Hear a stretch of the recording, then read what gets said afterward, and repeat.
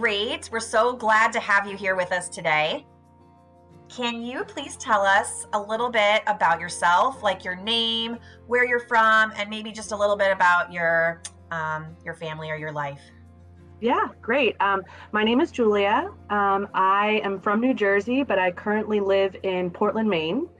And In my life, I'm an athlete. I do triathlons and running races. And I love to go to live music concerts as often as possible, going to my next one tomorrow, and then maybe on Friday, and then maybe on Saturday. Amazing. Amazing. I love it too. Tell us a little bit about your post-secondary and elementary experience, elementary, middle, high. Totally. I grew up thinking I wanted to be a middle school math teacher. I was sure. That's what I am. I think it was because I had an amazing 7th grade math teacher. And so I just always growing up, I wanted to be a teacher. I wanted to be a teacher. That's what I was going to be. So I went to, and I was always a math boy. I went to college. I actually picked my college. I went to Boston University. I chose that college partially because the School of Education program puts you into a classroom in your first semester. So I was like, great, I'll get exposure right away. Well, I got into the classroom and I was not feeling it. I wasn't feeling the classes. It just didn't feel right for me. And so I was like, oh gosh, like, what am I going to do now? And meanwhile, during first semester of college, I was taking a statistics course. And that professor was very influential on me. He would tell stories about different projects that he worked on, and and all of like the respect that he got in that field, and all different kinds of fun things and work he worked on, and cancer studies and all these different kinds of things. And I thought that was really cool because here was a way that you could use math in a very practical, real life scenario. So I'm always looking for that. Yeah, exactly. So I basically switched majors for my second semester freshman year. I switched to be a math. They didn't have a specific stats major, but I did math with a concentration in statistics. And then actually partway through my undergrad, I did a summer program for biostatistics where I got kind of introduced to all different professors and people in the field and different programs. And it was a really great program I went through to really kind of get me to know biostatistics as like a subfield of statistics.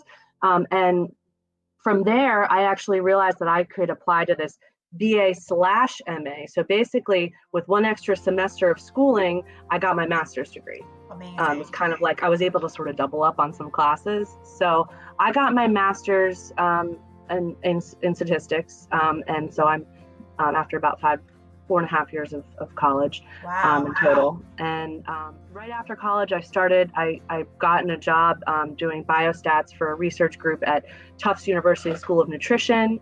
And I felt like I learned so much in the first 6 months of working that job compared to like what I'd learned in college. There was a lot. The real life experience was just amazing. And I had actually, in hindsight, kind of wished that I didn't have my master's yet, that I had gotten some of that real world experience, so then I could go back and get my master's and really even appreciate what I was learning so much more in the context of how it could be used. Oh, that's really helpful information. Yeah, I mean, that's what I learned out of all that. And the good thing though is that had I not had my master's, I probably wouldn't have gotten the job I got. So I don't know. So a little bit of both maybe. And also, yes. What I'm thinking of for our students is maybe they're looking at ways to save a little bit of money when they're doing expensive schooling like that. So it was probably helpful in the cost saving as well.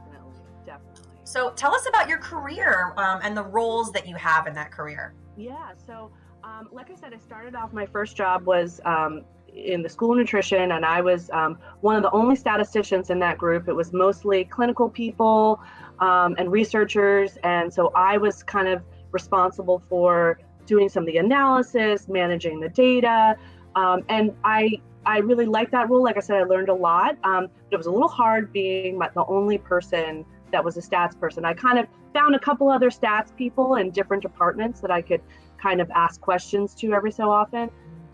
But I was at that job for about 4 years, and then I actually left to attempt a PhD program. I say attempt because I did not complete it. I went to the program, for epidemiology.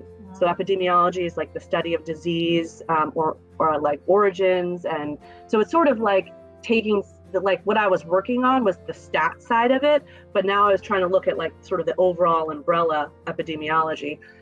It was a lot more reading and writing than I was into. I like math. I like doing. I'm not good at reading. I'm not good at writing. So I ended up leaving the program. After 2 years, I completed the coursework. I passed the exams, but the dissertation just really held me up.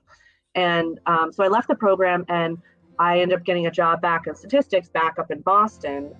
And that job is actually the same job I have now. So I've been at this job for 9.5 years. I work now, well, I started off, my role was a statistician for the TIMI study group. It's a research group that studies cardiovascular medicine.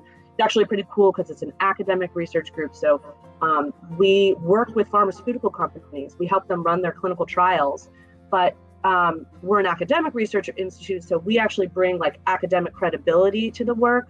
We have like a whole clinical team. They reevaluate things. So we bring less bias, like if you see like a pharmaceutical companies running their study, they want the results to be a certain way. We just want good science. So it's a really great group that I work for out of Harvard Medical School. And in my position, so I started off as a statistician, then I started getting more involved in statistical programming. All along I was doing statistical programming, mostly using SAS program. Occasionally I would use some Stata, some R, and right now most people in my group also use SAS, but again, a bunch use R. That's becoming more and more popular. And one person uses Stata, so it's still around. Sorry, go ahead. Well, I just want to say that, so my role has kind of moved into more programming, where now I work on data that is sort of still being collected, and towards the end of the trial, I get involved and I kind of make sure that we have the definitions for certain endpoints or for certain variables. We all agree, like our team and the pharmaceutical team, we kind of all come to an agreement on how things are defined. So I become more of like a manager of the data and a programmer of like how we get the data to its final status. Wow, fascinating. And it sounds like when you didn't choose to continue that doctorate, it's very important to know what you like, what you're good at, and that really can kind of help zone in on what you're looking for in your career. So what are some of the best things about your career? Well, I really like problem solving. And so I love it when I can like write a program and see the results and they look right, and then I can match them with someone else's results and they match the same. I can match it at the data level. I can match it at the analysis level. It's really satisfying to see things like that happen. And it's really satisfying when I'm also, I'm statistical programming. So I'm writing this code and I'm trying to get it to do a certain thing. And there's so many different ways. There's probably an infinite number of ways you can write a program to do something. But it's everyone kind of has their own like way they like to use the language. So when I can like get the program to do what I want it to do, very satisfying. It's almost like a voice in your writing. Yes, exactly. So it's like, well, my family is a very linguistic background. My sister's in Spanish linguistic. My dad's in communication studies in special education. And I'm like, oh, I'm not like that because I don't like to read and write. But then I'm like, well, you know what? The way I'm writing code is kind of like language and linguistics. So. Totally. What are some of the drawbacks of your job or career? I would say that sometimes it can be kind of lonely, I guess. That's not something that really bothers me too much. Like I work from home, I'm like by myself, but I kind of like personally like having projects that I can work on my own time. But I think that could be lonely for some people.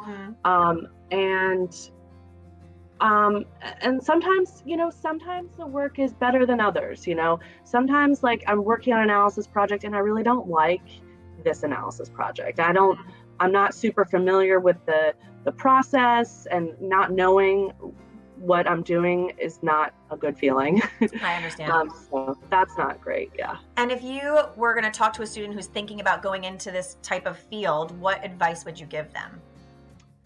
I guess I would say to try to get some programming experience, especially in statistical programming. If you can take a stats course and see if that's the kind of work you like to do, I think that would be maybe some advice I'd say. That's great. Thank you so much for joining us, Julia. It was great to hear about your career. It's very unique, very interesting.